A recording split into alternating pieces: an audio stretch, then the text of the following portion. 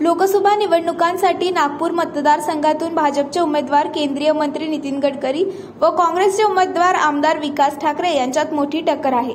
मात्र या दोन्ही उमेदवारांना निवडणुकीच्या रिंगणात चक्क हातमजूर, ड्रायव्हर व शेतकरी उमेदवारांना देखील आव्हान दिले आहे। आश्चर्याची बाब म्हणजे नागपूरची ओळख शैक्षणिक हब अशी झाली असताना 60% उमेदवार देखील पदवीधर नसल्याचे चित्र आहे। केवळ 30% उमेदवार पोस्ट ग्रॅज्युएट आहे। राजकारणातील उच्च शिक्षितांचा टक्का वाढावा अशी अपेक्षा विविध पक्षातील नेते अनेकदा व्यक्त करताना दिसून येतात। राजकीय पक्षांकडून तर हव्या त्या संख्येत उच्च शिक्षित उभे नाहीच। निवडणूक आयोगातर्फे उमेदवारांच्या शिक्षणाचा तपशील उपलब्ध करून देण्यात आला आहे।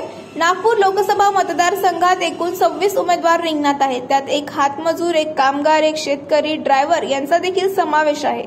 एक उमेदवार शेतकरी असून तो तासिका तत्वावरील प्राध्यापक देखील आहे। 42% उमेदवारांच्या उत्पन्नाचे साधन व्यवसाय आहेत, तर 2 पेन्शनर्स देखील निवडणुकीत उभे झाले आहेत। 4 उमेदवार खासगी काम करतात।